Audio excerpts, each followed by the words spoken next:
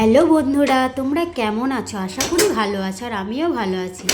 আর আজকে হচ্ছে শুক্রবারের সন্ধেবেলা বলতে গেলে, কারণ আমরা দুজনেই তো ডিউটি করি।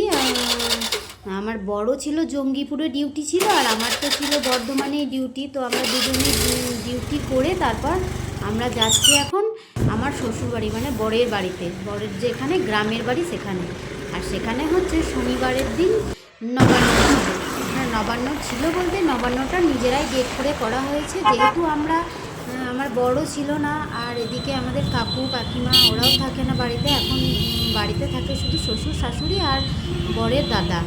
তো সেই জন্য ওরা গ্রামের নবান্নর দিনে নবান্ন করেনি, যেহেতু আমরা সবাই যেদিন যেতে পারবো সেদিনই নবান্ন করেছে। তাই সবাই পিসিমণিরা, তারপর কাকুরা, আমরা সবাই যেদিন গেলাম সেদিনই এই ডেটটা করা হয়েছিল 28 তারিখ, মানে অগ্রহায়ণ মাসের 28 তারিখ শনিবারটা ছিল সেকেন্ড স্যাটারডে। তো সেকেন্ড স্যাটারডে কাকুরও ব্যাংকে ছুটি থাকে, সেই জন্য সেই দিনই ডেটটা করা হয়েছিল।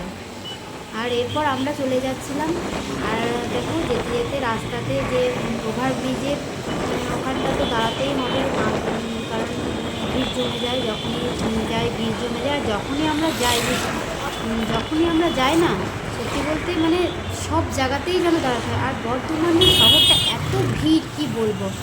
আর দেখো এখানটায় যে লেখা আছে কলকাতা অ্যারোটা না দেওয়া থাকলে কিন্তু সবাই হয়তো ভেবেই নিত যে হয়তো আমরা কলকাতায় ঢুকে গেলাম, কিন্তু এখান থেকে কলকাতাটা এই রাস্তায় যাবে সেটা দেখানোর জন্য কলকাতাটা বড় করে লেখা আছে। আর এই যে সেই কার্জন গেট, যেখানে এসে না দাঁড়ালে নয়, মানে বর্তমানে যে এত ভিড় সত্যি কথা বলতে বোলপুর বলো, কাটোয়া বলো, দুর্গাপুর বলো, এত দেখা যায় না। বর্তমানে ভীষণই ভিড়, এত ব্যস্ততার শহর এই বর্ধমান। আর কার্জন গেটের এই বিজয়ী ত্রণটাও আমি নিয়ে নিয়েছি ছবিতে। আর দেখো এই রাতের শহরটা, সত্যি বলতে সন্ধেবেলা এটা, তো এই সন্ধেবেলা শহরটা দেখতে কি সুন্দর লাগে, তাই না? এই যে বিশ্ব বাংলার একটা এও ছিল। আর চারিদিকে কেমন ভিড় জমে গেছে দেখো। আমি যেদিকে দাঁড়িয়েছিলাম সেদিকেও ভীষণ ভিড় ছিল, যে আমাদের দিকটা ছেড়েছে তো ওই দিকটাতেও ভিড় জমে গেছে। আর এই যে কার্জন গেটের যে ছবিগুলো দেওয়ালে দেওয়া আছে সেগুলো একটু দেখে নাও, কেমন লাগছে তোমাদের বলো। আমার তো এই সত্যি কথা বলতে রাত্রিবেলা কোথাও বেরোতে আমারও ভীষণ ভালো লাগে, তাও আবার এই গাড়ি বা স্কুটি করে। যাই হোক, তারপর আমি পৌঁছে গিয়েছিলাম একদম গ্রামের রাস্তায়। আর দেখো আমার বর যেই গ্রামের রাস্তায় পৌঁছেছে, তো কী ছুটছে, সে কী জোরে স্কুটিটা চালাচ্ছে, কারণ যেহেতু অনেক দিন পর গ্রামে আসলো।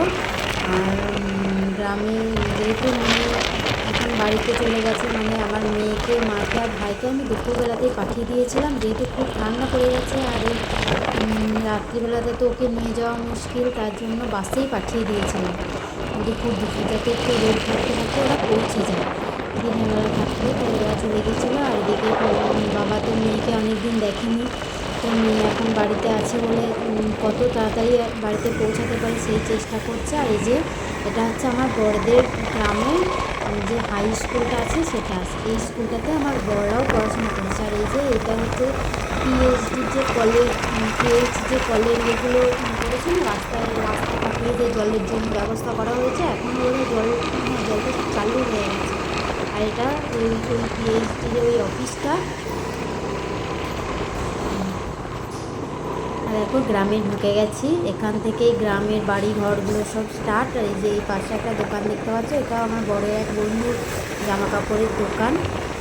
আর এই যে আর কিছুক্ষণ পরই আমাদের বাড়ি। আর আমার বরের এত জুস এসে গেছে, যেহেতু বাড়িতে চলে এসছে, অনেকদিন পর বাড়িতে আসলো, আর একদম গাড়ি নিয়েই বাড়িতে একদম ঢুকে যাচ্ছে। আর এই যে এই রাস্তার পাশেই আমাদের বাড়ি।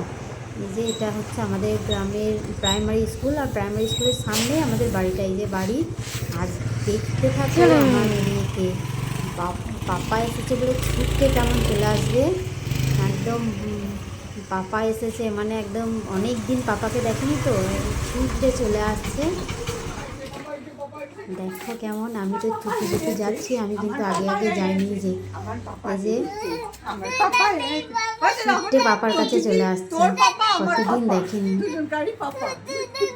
কেমন লাগলো আমাদের ভিডিওটা জানাবে।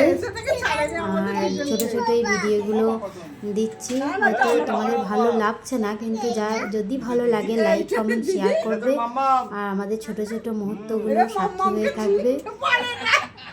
সবাই ভালো থাকবে, সুস্থ থাকবে। এই ব্লগটা এখানেই শেষ করছি, আবার নিয়ে আসবো পরের ব্লগ।